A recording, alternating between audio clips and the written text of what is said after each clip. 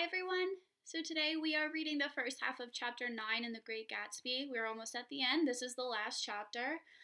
If you remember, chapter 8 ended in a very sad way. So um, Wilson kind of goes on this manhunt to find the owner of this yellow car.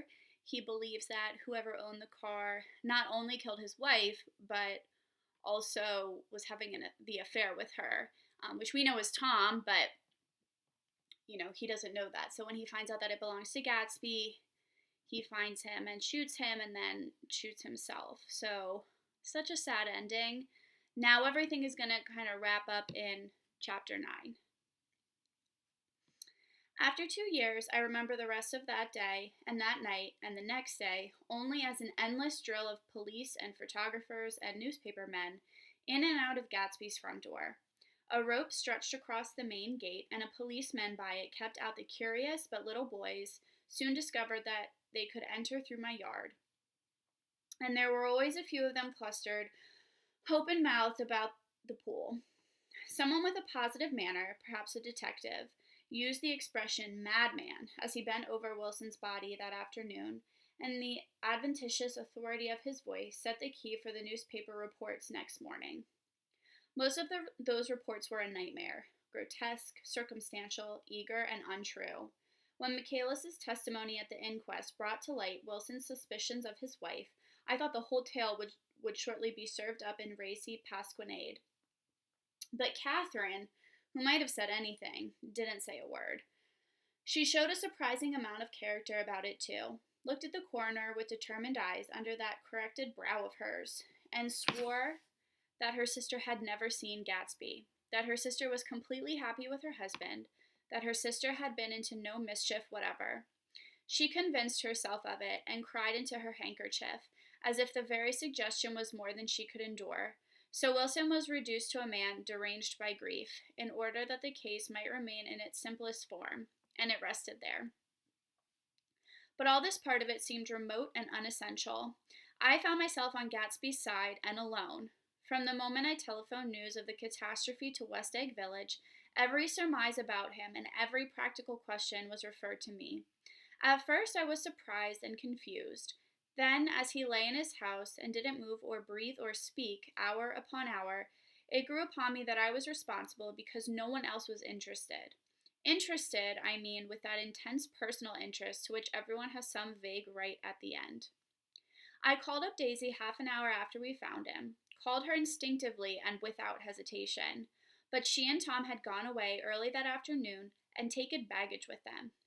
Left no address? No. Say when they'd be back? No.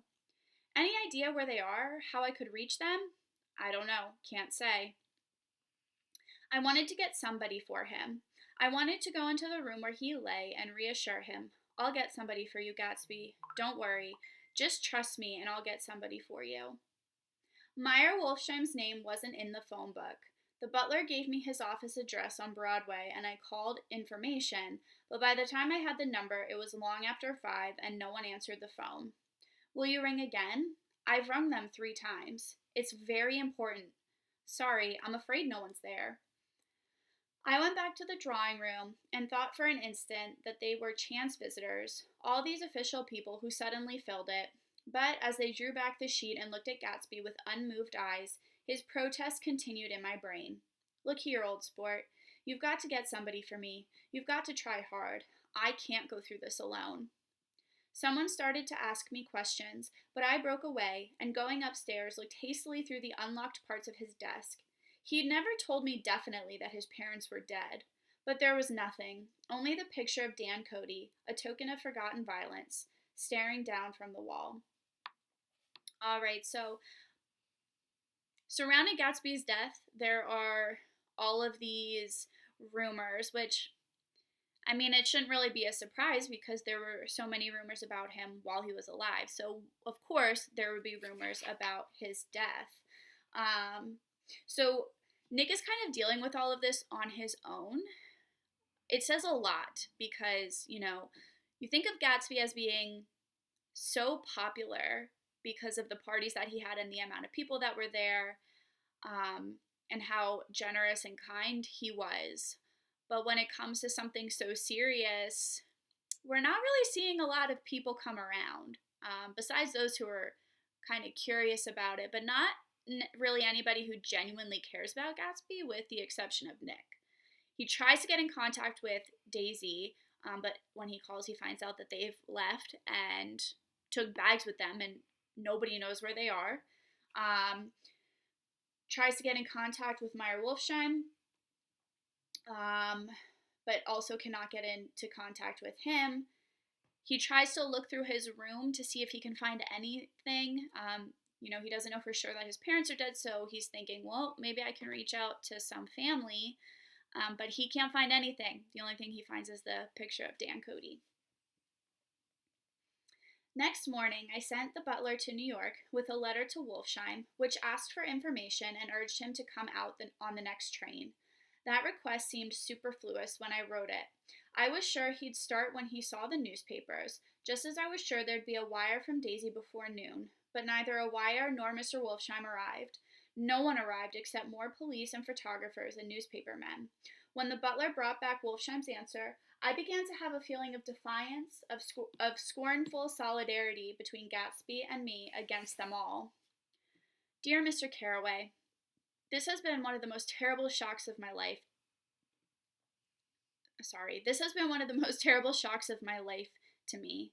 I can hardly believe it that it is all true, that it is true at all. Such a mad act as that man did should make us all think. I cannot come down now, as I am tied up in some very important business and cannot get mixed up in this thing now. If there is anything I can do a little later, let me know in a letter by Edgar. I hardly know where I am when I hear about a thing like this, and am completely knocked down and out. Yours truly, Meyer Wolfsheim. And then, hasty addenda beneath, let me know about the funeral, etc. Do not know his family at all. When the phone rang that afternoon and long distance said Chicago was calling, I thought this would be Daisy at last. But the connection came through as a man's voice, very thin and far away. This is Slagle speaking. Yes? The name was unfamiliar. Hell of a note, isn't it? Get my wire? There haven't been any wires. Young Park's in trouble, he said rapidly. They picked him up when he handed the bonds over the counter. They got a circular from New York giving him the numbers just 5 minutes before. What do you know about that, hey? You never can tell in these hick towns. Hello, I interrupted breathlessly. Look here, this isn't Mr. Gatsby. Mr. Gatsby's dead. There was a long silence on the other end of the wire, followed by an exclamation, then a quick squawk as the connection was broken. Okay, so the following day, Nick is hoping to hear from some of the people that he has attempted to reach out to, but he hasn't heard from anybody except for Meyer Wolfsheim. He sends a note to him, basically saying that it's terrible what he's hearing. He's very upset by it, but his work can't be interrupted, so he can't come down. And then somebody else phones in, obviously thinking that Nick is Gatsby when he answers, and starts talking about some business that's very clearly illegal. And Nick has to interrupt him while he's talking to tell him that Gatsby's dead. Obviously a shock to this person because they just hang up on Nick.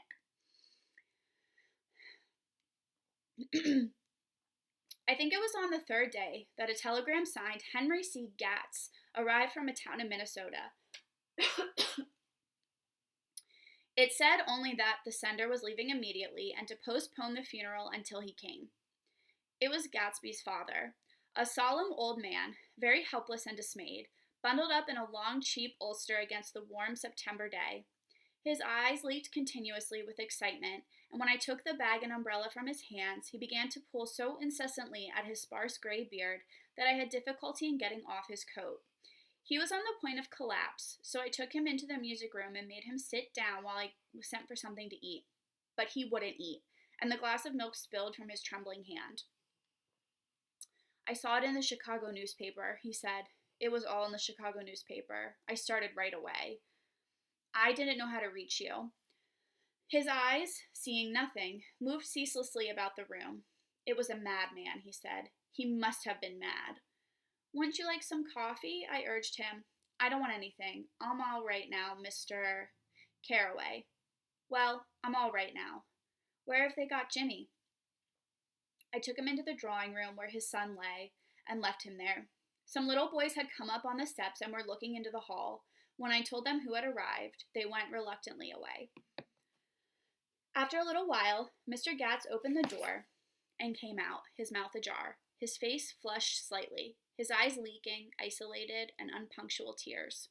He had reached an age where death no longer has the quality of ghastly surprise, and when he looked around him now for the first time and saw the height and splendor of the hall and the great rooms opening out from it into the other rooms, his grief began to be mixed with awed pride. I helped him to a bedroom upstairs while he took off his coat and vest. I helped him to a bedroom upstairs. While he took off his coat and vest, I told him that all arrangements had been deferred until he came. I didn't know what you'd want, Mr. Gatsby. Gatz is my name. Mr. Gatz, I thought you might want to take the body west. He shook his head. Jimmy always liked it better down east. He rose up to his position in the east. Were you a friend of my boy's, Mr.? We were close friends. He had a big future before him, you know. He was only a young man, but he had a lot of brain power here. He touched his head impressively, and I nodded. If he'd have lived, he'd have been a great man, a man like James J. Hill. He'd have helped build up the country. That's true, I said uncomfortably. He fumbled at the embroidered coverlet, trying to take it from the bed, and lay down stiffly, was instantly asleep. Okay, so now we meet Gatsby's father. He doesn't really talk about his parents so much. Nick even says that he wasn't sure that they were dead. So it's definitely a surprise that his father is here. Beyond that, his father, we don't know what their exact relationship was like, but the fact that Gatsby doesn't talk about him and the fact that he's not been around for quite some time probably does say something about their relationship. And the fact, that Nick can't even find any sort of information to get into contact with him also says something. And his dad says that he just found out from reading the newspaper, which would be a terrible way to find out about your child passing away, to find out about anybody close to you passing away. But as soon as he reads it, he makes his way here so that he can be here for the funeral. That night, an obviously frightened person called up and demanded to know who I was before he would give his name. This is Mr. Carraway, I said. Oh, he sounded relieved. This is Clip Springer. I was relieved too, for that seemed to promise another friend at Gatsby's grave. I didn't want it to be in the papers and draw a sightseeing crowd, so I'd been calling up a few people myself. They were hard to find. The funeral's tomorrow, I said. 3:00 here at the house. I'd wish you'd tell anybody who'd be interested.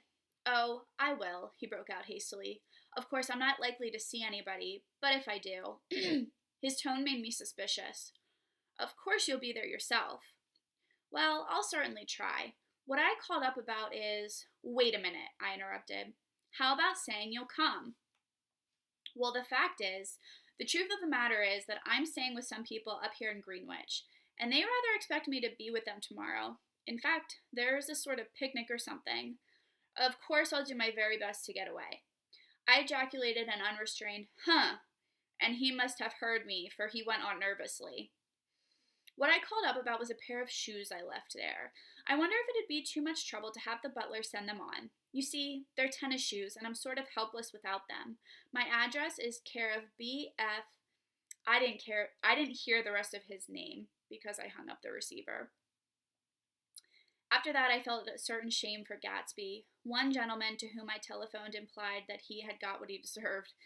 However, that was my fault, for he was one of those who used to sneer most bitterly at Gatsby on the courage of Gatsby's liquor, and I should have known better than to call him. All right, so Nick is arranging the funeral. He says that he does not want to put the information for it in the newspaper because he doesn't want people coming just for like a sightseeing thing is what he calls it. So he's trying to reach out to people that he believes would be close to Gatsby that would care about coming, which he's having trouble with.